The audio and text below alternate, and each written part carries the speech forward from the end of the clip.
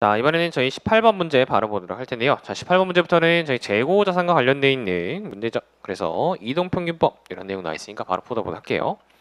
자, 다음의 자료 이용할 때 이동평균법에 의한 월말 재고 자산 잔액은 이라고 나와 있는데요.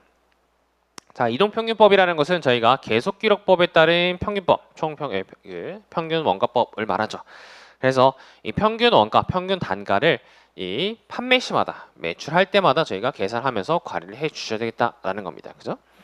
자, 그래서 이렇게 기중에 월초 재고부터 매출 매입이 있었네요. 그래서 그 매출이 일어나기 직전에 저희가 평균 단가를 계산해서 관리해주는 작업을 해주셔야겠다. 그래서 잔고를 관리해 주셔야겠죠. 그래서 물음에서 이제 물어보는 것은 월말 재고자산의 잔액이기 때문에 뭐 기말에 매입 금액까지 더하셔서 월말 재고자산의 금액을 계산하시면 되겠죠. 자, 보도록 할게요. 일단 기초 재고는 저희 1000개, 그리고 수량은 수량이 1000개, 그리고 단가 500원. 그래서 기초 재고 자산 금액은 1000개 곱하기 500원에서 이렇게 50만 원어치가 있었어요. 50만 원어치. 자, 근데 단기에 매입한 금액이 10월에 매입한 금액이 500개. 자, 500개에 단가 650원이어서 그래서 32만 5천 원. 이렇게 간단하게 금액을 줬네요. 그래서 500개 곱하기 650원에서 32만 5천 원. 자, 그리고 나서 뭘 했다? 자, 판매를 했다. 그럼 판매 직전에 저희가 이 평균 단가를 이제 계산해 보셔야 돼요. 자, 평균 단가. 자, 이제 판매 직전에 장부에 존재하는 재고산의 수량은 1,500개고. 그다음에 하나당 잔금액은 총액이 82만 5천 원이기 때문에 하나당 평균 단위원가는 이 두 개의 금액을 통해서 역산하시면 되겠다. 그래서 하나당 550원으로 이렇게 역산이 되죠. 그죠? 82만 5천 원을 1,500개로 나누시면 돼요. 그죠? 그래서 이렇게 1,500개의 평균 단가는 550원이고 이 550원짜리를 몇 개 팔았다?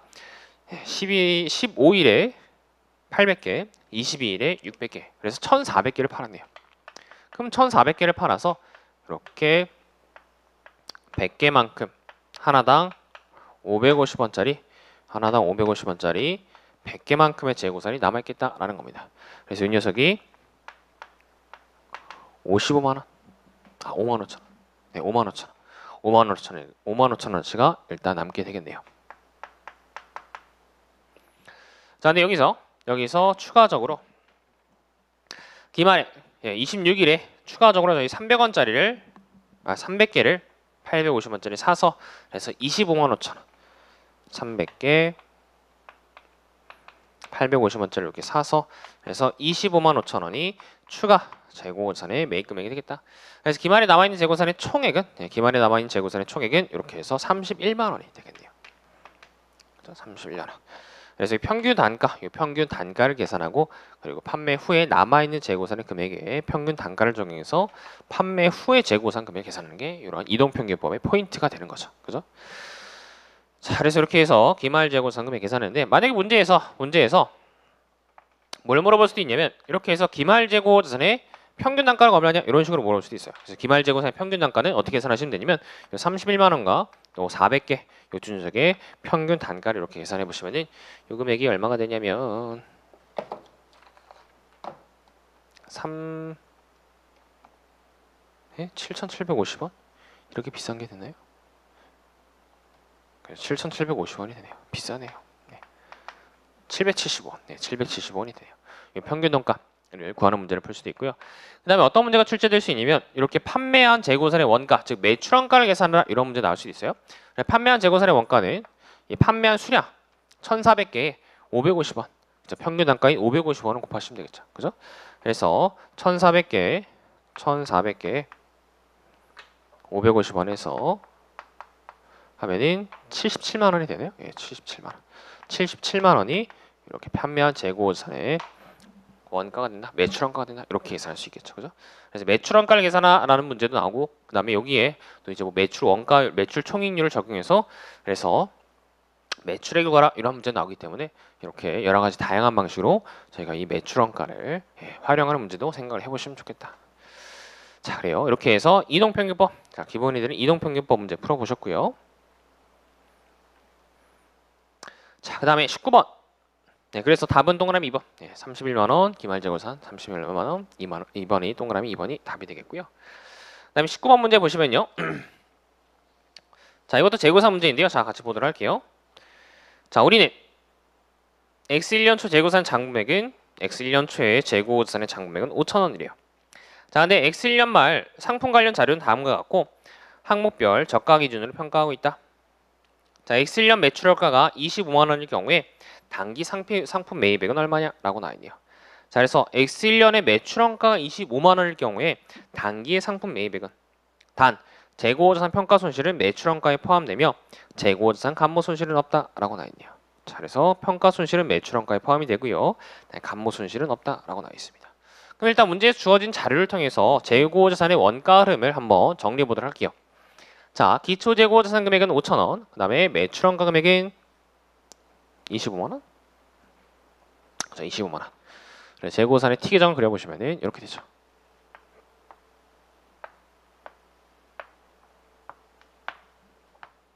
자, 재고자산의 기초에는 5,000원이 있었고요.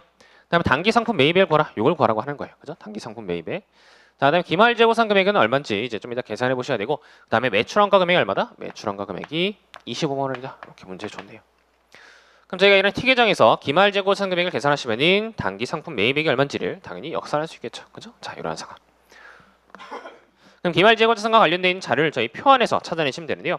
자, 보니까 재고 수량은 200개이고 감모 손실이 없다라고 했으니까 200개가 실제 수량이 되겠죠. 그죠? 자, 그래서 200개가 그대로 저희 재고상 수량이 돼요. 근데 기말에 단위당 원가를 보니까 100원이고 그다음에 단위당 순실현 가능 가치를 보니까 105원이에요. 자, 그러면 저희가 이 단위당 원가의 100원의 금액을 단위당 순실현 가능 가치 105원으로 적합한 평가를 내서 평가를 해 주셔야 되느냐? 아니죠. 그죠? 저희 재고자산이라는 것은 적합법 평가, 즉 가치의 감소 부분만 손실을 인식할 뿐이지 가치가 증가했다고 해서 평가 이익을 인식하지는 않아요. 그죠? 그래서 200개의 재고자산 금액이 원가는 이렇게 100원 곱해서 2만 원인 녀석을 저희가 105원으로 재고자산의 가치를 105원으로 이렇게 평가 증 이익을 인식해주는 작업은 하지 않는다. 그죠? 예. 물론 예전에 인식했던 평가 손실을 환입할 수는 있지만 처음부터 그냥 아예 평가 증을 하는 경우는 없다라는 겁니다. 그래서 기말 재고자산 금액은 105원이 아니라 하나당 100원, 즉 2만 원 금액으로 넣어주셔야 되겠다라는 거죠.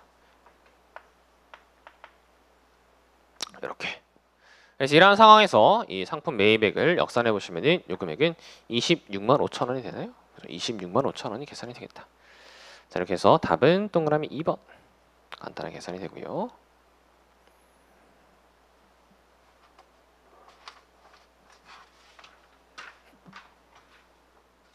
자, 그 다음에 20번 문제도 저희 풀어보도록 할게요. 자, 20번 문제. 자, 20번 문제 좀 이제 어려운 문제이기 때문에 풀어보도록 할게요. 자, 다음은 우리의 기말 회계 자료 중 일부이다. 자, 포괄손익계산서에 보고될 매출총익은이라고 나와 있는데요. 자, 포괄손익계산서에 보고될 매출총익. 자, 매출총익 계산하기 위해서는 저희 매출액과 그다음 매출원가 이 두 개를 계산해서 빼주셔야지 매출총익이 나오죠. 그죠? 그래서 거기 나와 있는 자료를 통해서 매출액과 매출원가를 어떻게 계산해야 될까를 좀 생각해 보셔야 되는데요. 자, 거기 보시면 상품 금액이 나와 있고 그다음 매출채권 관련된 자료가 나와 있어요. 그럼 이를 통해서 저희가 상품의 T계정 그리고 매출채권의 T계정을 통해서 매출액과 매출원가 금액을 역산할 수 있겠다라는 감을 잡으셔야 돼요. 그래서 이 매출액과 매출원가는 언제나 매출채권 그다음에 재고자산, 매입채무 이러한 금액들의 변동을 통해서 역산할 수 있기 때문에 언제나 T계정을 그려서 그 금액들을 관련된 금액들을 채워 넣는 방식으로 문제를 푸시면 되겠다 생각을 하시면 돼요. 자, 그래서 또 이 T계정을 그려보도록 할게요. 상품의 T계정 그리고 매출채권의 T계정.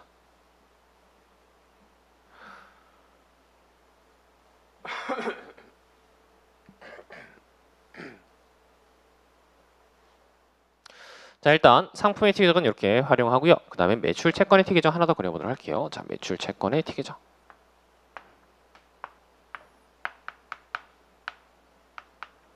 자, 매출채권의 T계정. 자, 보시면 일단 저희 상품 재고에 자, 장부에 남아있는 것부터 그 기초 상품 재고부터 먼저 하나 채워놔 보시면요. 자, 기초 금액은 이렇게 차변에 최초에 2,400원 이렇게 들어가게 되고요. 그 다음에 기말 상품 재고액은 이렇게 대변에 기말 금액이 이렇게 들어가게 되겠죠. 그죠? 그다음에 기초 매출 채권. 자, 기초 매출 채권은 1,600원 써주시면 되고요. 그다음에 매출 채권 회수액. 자, 매출 채권을 회수한 금액은 매출 채권이 감소하는 부분에 쓰이겠죠, 그죠? 매출 채권이 증가하는 부분은 외상 매출 금액에 의해서 매출 채권이 증가하고, 그죠? 매출 채권이 왜 증가할 거예요? 매출 채권이 증가하는 것은 회사가 외상 매출을 해서 매출액을 인식했기 때문에 매출 채권이 증가할 것이기 때문에 자변에는 외상 매출 채권의 증가, 외상 매출을 써주시면 되고요. 그다음에 대변적인 매출 채권이 감소하는 이유는 여러 가지가 있겠지만 그 중에 대표적인 게 매출 채권을 돈으로 회수를 했어, 그죠? 그래서 현금 받으면서 이렇게 매출 채권을 회수하기 때문에 매출 채권이 감소하게 될 거다.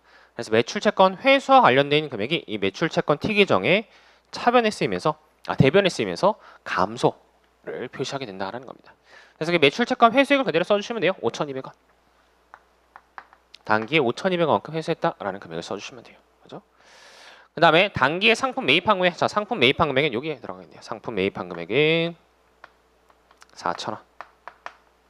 그죠? 네, 4,000원. 그 다음에 단기 현금 매출액. 자, 현금 매출액은 저희가 현금으로 실제로 물건을, 돈을 받으면서 물건을 판매한 매출액이기 때문에 저희가 이 매출 채권 계정에는 들어가지 않아요. 그죠?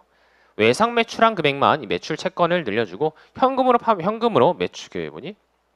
현금으로 이제 판매한 금액은, 현금으로 회수한 금액은 매출 채권과는 관련이 없다. 그래서 그건 일단 킵해 주시고요. 그 다음에 마지막으로 저희 기말 매출 채권. 자, 기말 매출 채권이 1,800원. 이렇게 들어가게 되겠네요.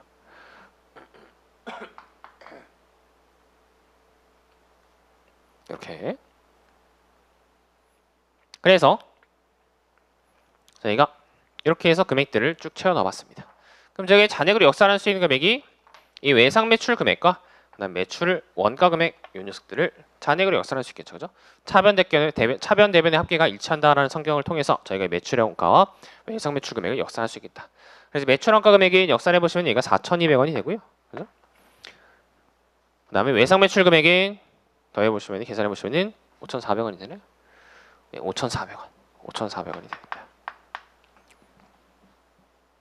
그럼 매출 총이익은, 자, 매출 총이익은 매출액에서 매출 원가를 뺀 금액이기 때문에 저희가 매출액에서 매출 원가를 뺀 금액이기 때문에 5,400원 빼기 4,200원 이렇게 해서 계산하시면 되느냐? 그래서 1,200원 이렇게 계산하시면 되느냐? 안 되죠. 뭐가 하나 추가되냐면 지금 여기 있는 5,400원의 금액은 외상 매출액이요. 하지만 무슨 내용이 있었냐면 저희 단기 현금 매출액, 그죠? 현금 매출액이 아까 있었죠. 현금 매출액이 얼마? 1,000원. 그래서 단기의 전체 매출액은 외상 매출액과 현금 매출액을 더한 6,400원이 되겠다. 그래서 매출 총이익은 2,200원이 되겠다. 이렇게 저희가 현금 매출액도 고려를 해주셔야 되죠, 그죠? 그래서 이러한 이 현금 매출액, 현금 매입액이 함정으로 나올 수 있기 때문에 이런 것들 잘 고려를 해주셔야 돼요. 그래서 회사의 매출 총이익은 2,200원이다. 자, 체크해 주시면 되겠네요. 간단한 내용이죠, 그죠? 이렇게 보시면 돼요. 그 다음에 21번 문제도 역시 마찬가지로 이렇게 계산하는 문제인데, 근데 21번 문제에서는 뭐가 이제 함정으로 들어가냐면 저희 이런 매입과 매출의 환입, 할인, 애누리, 그래서 매입과 매출의 평가 계정들이 들어가게 돼요. 이런 평가 계정들은 여기에다가 저희가 고려해 주시면 되겠죠. 마이너스 또는 플러스로 가감해 주시면 돼요. 그래서 매입 계정에는 매입 운임은 가산해 주시고, 그 다음에 매입 애누리, 매입 환출은 차감해 주시고, 할인도 차감해 주시고, 반대로 매출의 경우에는 매출 애누리, 할인, 환입은 차감해 주시고, 반면에 매출 운임은 고려하지 않죠. 왜? 매출 운임은 그냥 비용 처리이기 때문에 매출에서는 가감하지 않아요. 그죠? 그래서 이렇게 매출과 관련돼 있는, 매입과 관련돼 있는 평가 계정들을 고려해서 매출 총액을 계산하는 문제인데, 이거는 저희가 이미 그 회계 원리 기본 강의 시간 때 많이 풀어왔던 그런 주제이기 때문에 한번 풀어보시면 될 것 같아요. 자, 이렇게 해서 보시면 되고요. 그 다음에 22번 문제. 자, 22번 문제 보실 텐데요. 자, 22번 문제.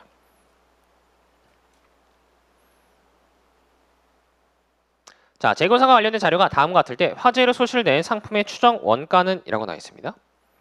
자, 그래서 이번에는 화재로 소실된 상품이 있대요. 그래서 그 상품의 원가가 얼마냐를 물어보고 있는데 저희가 뭔가 추정을 해야 되는 거네요. 자, 읽어볼게요. 자, X1년 4월 30일에 화재가 발생해서 보유하고 있던 상품 중에서 35만 원 35만 원의 원가만 남고 모두 소실됐대요. 그래서 불이 나가지고 상품이 다 타버리고 35만 원어치 그 상품만 남아있다. 이런 얘기를 하고 있네요. 그래서 저희가 장부에 달려 있었던 기말의 상품 재고액과 그다음에 그 35만 원의 차이 금액이 바로 뭐가 되겠다? 그게 바로 손상 금액이 되겠다. 손실이 발생한 금액이 되겠다라는 것을 이렇게 유추해 볼 수 있어요. 그래서 원래 창고에 남아있던 금액은 이 기말 재고원상의 금액을 이제 의미하는 거고 그 녀석이 다 불타고 없어져서 35만 원어치만 남았기 때문에 그 장부에 남아있던 금액과 그다음에 실제 불타고 이제 남아있게 된 이 재고원상의 금액의 차이가 바로 손실 금액이 되겠다. 그래서 그 금액을 저희가 역산을 해보시면 되겠다라는 거죠. 역산해 보시기 위해서는 저희가 뭘 이제 채워 넣으시면 되느냐? 자, 거기 또 보시면 재고전의 금액, 그다음 매입 금액, 매출 금액 이런 것들이 나와 있으니까 이 금액들을 통해서 이 재고전의 기말 금액을 한번 역산해 보실게요. 자, 여기 숫자 하나 채워 넣어 보도록 할게요. 하나하나. 자, 그래서 퍼즐 풀듯이 스토크 하듯이 스토크 퍼즐 아시죠? 그죠? 스토크 하듯이 여기 숫자를 하나하나 채워 넣는 연습을 해 보시면 되겠다.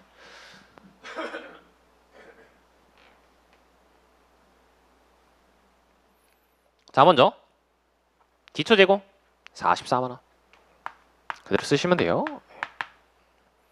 그 다음에 X1년 1월 1일부터 X1년 4월 29일 불나기 전까지 매입한 금액은 90만 원. 재고산의 증가 금액 90만 원. 그 다음에 어떤 금액을 줬냐면 매출액을 줬어요. 매출액. 자, 매출액을 줬어요. 자, 매출액은 근데 여기 바로 쓰이는 건 아니죠. 그죠? 여기 매출원가가 쓰여요. 매출액을 일단 킵해 두시고. 자, 마지막 해당 상품의 매출원가 기준 매출 총이익률은 25%다라고 나와 있습니다. 자, 매출원가 기준 매출 총이익률은 25%다. 자, 이 자료가 무엇을 의미하는 거냐면 매출액과 매출원가, 매출 총이익의 이 비율을 봤을 때 원래 매출 총이익률이라는 것은 매출액과 매출 총이익 간의 비율이 매출 총이익률이라는 것이에요. 근데 문제에서 준 비율은 그 매출 총이익률을 준 게 아니죠. 매출액이 100원이고 매출 총이익이 25원이다. 이 비율을 준 게 아니에요. 어떤 비율을 준 거냐면 여기 보시면은 매출원가 기준 매출 총이익률 해서 매출 총이익과 매출 원가의 비율을 25%를 준 거예요. 그렇다는 얘기는 매출 원가가 100원이라고 한다면 매출 총이익이 25다라는 겁니다. 그죠? 예. 그럼 매출액은 얼마? 매출액에서 매출원가 뺀 게 125원이니까 매출액은 125가 되겠죠. 125. 그래서 매출액과 매출 총이익의 비율은 얼마가 되느냐? 20%가 되죠. 그죠? 매출액과 매출 원가의 비율은 80%가 되죠. 그죠? 그죠? 예. 100 나누기 125에 보시면은 100 나누기 125에 보시면은 여기 80%가 돼요. 80%. 80%. 그래서 이 80%의 비율이 바로 매출 원가율이어서 그래서 그 매출액과 매출 원가의 비율 80%를 통해서 매출 원가로 계산되는 금액이 얼마인지를 역산을 하셔야 된다는 겁니다. 그죠? 80만 원은 어떻게 계산하냐면 매출액이 100만 원이라고 나 있으니까 거기 80%의 매출 원가를 적용하셔서 매출 원가를 계산하신 거예요. 그럼 기말 재고산은 얼마가 되겠느냐? 기말 재고산 금액은 54만 원으로 역산이 될 수 있겠죠. 54만 원. 그죠? 다시 한번. 요 매출 원가가 80만 원. 이거면 어떻게 계산하냐면 매출액에다 매출 원가를 여기다가 숫자를 그냥 이렇게 비례식으로 써서 계산해 보셔도 돼요. 매출액이 100만 원이라는 얘기는 그에 포함되어 있는 매출 원가가 80만 원이라는 얘기죠. 그죠? 그래서 이 80만 원 어떻게 계산되냐면 80만 원은 125분의 100 이렇게 계산하시면 되겠다는 거죠. 그죠? 그래서 매출 원가율이 80만 원이기 때문에 매출 원가가 80만 원이기 때문에 기말 재고산 금액은 기말에 남아있는 재고산 금액은 이렇게 54만 원이 되겠다는 겁니다. 근데 이 기말 재고산 54만 원 금액이 불타서 얼마밖에 안 남았다. 불타서 35만 원밖에 안 남았다. 그럼 불탄 금액이 얼마? 이 35만 원과 54만 원의 차이인 19만 원. 19만 원이 불타서 사라졌다는 겁니다. 그래서 손실 인식할 금액은 19만 원이다. 동그라미 2번이 답이 되겠네요. 그죠? 이렇게 문제 풀어보시면 될 것 같고요. 그 다음에 23번. 23번. 자, 23번은 그냥 간단한 말 문제이기 때문에 한번 풀어보시면 돼요. 다만 이제 거기서 실수를 많이 하신 게 뭐냐면 감가상각은 자산을 사용하기 시작한 때부터 실제로 사용한 때부터 시작하는 것이 아니라 언제부터 시작하냐면 사용이 가능한 때부터 실제로 사용하지 않고 실제로 사용하고 있지 않다고 하더라도 사용이 가능한 때부터 저희가 감가상각을 시작하셔야 돼요. 그래서 실제 사용 여부와 무관하게 사용이 가능하면 무조건 감가상각 하셔야 돼요. 예, 그래서 그게 함정으로 시험 문제 자주 나오기 때문에 그 문구 잘 익혀주시면 될 것 같아요. 사용 가능하기, 예, 사용이 가능한 때부터 실제로 사용한 때가 아니라 사용 가능한 때부터 감가상각 시작한다. 그래서 1번이 틀린 내용이고요. 그 다음에 자 24번. 자 24번은 저희 일반적인 저희 유형산의 감가상각과 그 다음에 처분과 관련되어 있는 회계 처리 문제이기 때문에 이거는 뭐 굉장히 쉬운 내용이어서 별도로 같이 풀어보진 않을게요. 대신 25번, 예, 25번 이 연수학계법의 문제가 조금 더 어려운 문제이기 때문에 이 25번을 풀고 저희 통합전공 모의고사 강평을 마무리 짓도록 할게요. 자 25번 문제 마지막으로 같이 풀어보실게요. 자 25번 문제. 자 유형산 문제인데요. 자 근데 좀 생각할 게 있는, 생각할 게 있다기보다는 좀 거의 계산을 해야 되는 그런 문제예요. 자 볼게요. 일단 문제 자료 해석해 보시면요. 자 우리는 x1년 1월 1일 유형산 추가원가 만원, 내용수 4년, 잔존가치 빵원짜리 그 유형산을 취득하고 연수학계법으로 생각해 왔대요. 자 연수학계법. 자 그러다가 x2년 말에 x2년 12월 31일에 동자산을 4,000원에 처분하였다. 자 그래서 x2년 12월 31일에 4,000원을 처분. 자 동유형산의 감가상각비와 처분 손익이 x2년 당기순이익에 미치는 영향. 자 당기순이익에 미치는 영향을 구해봐라 라고 돼 있네요. 자 당기순이익에 미치는 영향. 그럼 x2년에 무슨 사건이 일어난지를 이제 생각해 보셔야 되는데요. 자 x2년에 일어난 사건은 거기 문제에 주어진 것처럼 일단 처분했어요. 처분. 그죠? 처분. 처분에 대한 사건에 대한, 처분 사건에 대한 손익을 저희 계산해 보셔야 될 거고요. 그 다음에 뭐 추가로 뭘 계산하셔야 되냐면 감가상각비. 처분하기 전까지는 어쨌든 사용을 한 것이기 때문에 감가상각비를 인식하셔야 되겠죠. 그죠? 그래서 연수학계법에 따른 감가상각비를 인식하시고 그리고 처분에 대한 손익을 인식하시면 되겠다. 그죠? 이 두 가지 생각하시고 이제 그림을 그려보도록 할게요. 자, X1년 초부터 저희가 이제 유형산을 이렇게 만원짜리를 취득했어요. 그리고 나서 X1년 12월 31일, X2년 12월 31일까지 이렇게 유형산을 사용하면서 감가상각 했을 거다. 자, 근데 저희가 연수학계법을 쓰기 때문에 X1년과 X2년도 말까지 사용하면서 인식한 감가상각비는 어떻게 계산되냐면, 자, 연수학계법 어떻게 계산했었죠? 자산의 감가상각 대상 금액에 분모에는 1부터 4까지 1부터 4까지 그래서 10이죠. 그죠? 1 플러스 2 플러스 3 플러스 4 분의 4 그래? 그죠? 그 다음에 두 번째 X2년도에는 기초 시점의 잔존 내용수를 저희 이제 분자에 넣기 때문에 취득원가 감가상각 대상 금액분의 10분의 3 이렇게 감가상각하죠. 그죠?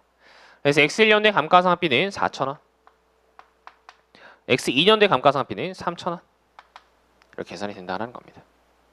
그죠? 그래서 X1년, X2년에 걸쳐서 감가상각하게 되면 전체 인식한 감가상각비는 7,000원이 되고 따라서 장부에 달려있는 이 X2년 말의 자산의 장부는 얼마? 4,000원, 3,000원을 비용 처리하면서 자산의 장부액을 차감했기 때문에 3,000원, 그죠? 7,000원이 차감이 되어서 3,000원이 지금 장부에 달려있는 금액이 되겠다라는 거죠. 그죠? 이게 바로 자산의 장부액. 그래서 일단 X2년도에 당기순이익에 미치는 영향은 감가상각비 얼마? X2년도에 당기순이익에 미치는 영향은 감가상각비 3,000원 일단 미치게 되겠다. 그죠? 거기에 플러스 이제 뭘 해주셔야 되느냐? 자 말씀드린 거예요. 그 문제에서 읽어본 것처럼 X2년 말에 뭘 했다? X2년 말에 처분했다. 그럼 그에 대한 처분의 손익을 처분 손익을 인식해 주셔야 되는데요. 자 처분 손익 저희 언제나 어떻게 계산했었냐면 처분 손익이라는 것은 내가 어떠한 자산을 처분하면서 받은 것과 준 것의 차이, 받은 것과 준 것의 차이를 계산이 돼요. 자 받은 것과 준 것의 차이. 자 처분하면서 받은 것은 뭐죠? 돈이에요. 처분하면서 받은 것은 돈이죠. 처분 금액이에요. 얼마 받았어요? 4,000원 받았다. 문제에서 얘기를 하고 있죠. 4,000원 받았어요. 그죠? 네. 그 다음에 두 번째 준 것은, 자, 준 것은 뭐냐? 자산의 장부액이에요. 자산이 지금 장부에 달리는 금액이에요. 근데 지금 자산 장부에 얼마짜리 달려있죠? X2년 말에 처분 직전에 지금 자산 장부에 얼마만큼 달아놓고 있었어요? 3,000원. 그죠? 그래서 처분 이익으로 인식할 금액은 이렇게 4,000원만큼의 돈을 받으면서 3,000원짜리 자산을 줬기 때문에 1,000원만큼의 처분 이익이 발생한다는 겁니다. 그래서 당기순이익에 미치는 영향은 3,000원만큼 감가상각비 비용, 그 다음에 1,000원만큼 처분이익 이익 이렇게 해서 2,000원만큼 감소. 답은 2번이 되겠네요. 그죠? 이렇게 계산하시면 되겠다. 자, 그다음에 마무리 짓기 전에 마지막으로 저희 회계 처리 한번 해보도록 할게요. 자, X1년 초부터 수행한 회계 처리를 쭉 한번 해보도록 할게요. 자, X1년 초에 이 회사가 어떠한 회계 처리를 했을 거냐. 자, 회계 처리 한번 추적해 보시면요. 자, 유형산에 이게 어떤 유형산인지 안 나와 있네요. 그냥 유형산으로 할게요. 예, 기기장치인지 건물인지 안 나와 있네요. 그래서 유형자산 10,000원짜리 샀어요. 현금 주고 샀겠죠, 그죠? 현금 주고 10,000원짜리 샀어요. 자, 근데 이 녀석을 X1년 말 감가상각 했을 거다. 그래서 감가상각비 4,000원, 감가상각 누계 4,000원. 그 다음에 X2년 말에도 어떠한 회계 처리했을 거냐면 감가상각비 3,000원, 감가상각 누계 이렇게 감가상각비 인식하는 회계 처리 그대로 똑같이 했을 거예요. 그죠? 이 회계 처리하고 쉽게 손쉽게 할 수 있으시죠? 자, 근데 이렇게 감가상각 하고 나서 X2년 말에 뭘 했다? 처분했다. 자, 처분에 대한 회계 처리 해보시면요. 처분. 자, 일단 돈 얼마 받았어요? 현금 4,000원 받았어요. 4,000원. 4,000원 받았고요. 그 다음에 자산의 잔금액 얼마짜리 줬어요? 3,000원짜리 줬죠. 그죠? 자산의 잔금액 3,000원짜리 줬어요. 그래서 유형산을 이렇게 3,000원짜리를 없애주시면 되는데 근데 유형산 3,000원짜리 그냥 이렇게 3,000원 없애주시면 되나요? 안 되죠. 왜? 지금 유형자산의 잔금액은 그냥 유형자산이라는 계정 10,000원으로 표시되는 것이 아니라 감가상각 누계액과 유형산의 추정가가 이렇게 같이 표시되어 있기 때문에 저희가 유형산을 없애주시기 위해서는 처분하면서 유형산이 팔렸다라는 것을 표시해 주시기 위해서는 유형산의 추정가랑 감가상각 누계를 같이 없애주셔야 된다. 그죠? 그래서 유형산의 추정가 10만원, 만원가 거기에 달려있는 감가상각 누계 7,000원을 이렇게 같이 없애주셔야지 유형산의 잔금의 3,000원이 온전히 이렇게 다 사라지게 되겠다라는 거죠. 그죠? 그리고 나서 처분이 1,000원 계산이 돼요. 그죠? 그래서 당기순이익이 미치는 영향은 X2년도에 당기순이익이 미치는 영향은 감가상각비 3,000원과 처분이익 1,000원에서 감소 2,000원이 되겠다. 그죠? 네. 그래서 이렇게 단기순이익, 단순히 그냥 감가상각비 또는 처분순이익 하나의 손익만 물어보는 것이 아니라 이 단기순이익이 미치는 영향도 이렇게 잘 출제가 되는 주제이기 때문에 같이 고려하게 계산해보는 연습을 해보시는 게 좋아요. 간단하죠, 그죠? 예. 자, 이렇게 해서 저희 통합전공 모의고사 강평을 진행했는데요.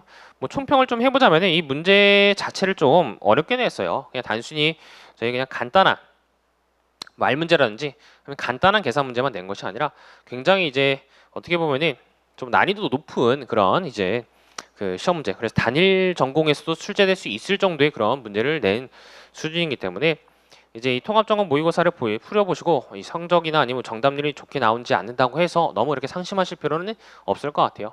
근데 왜 이렇게 어렵게 되느냐? 그거는 뭐 당연히 어렵게 좀 연습을 하셔야지 실전에 가셔서 여유롭게 풀 수 있으시기 때문에 좀 이렇게 어렵게 내보셨습니다.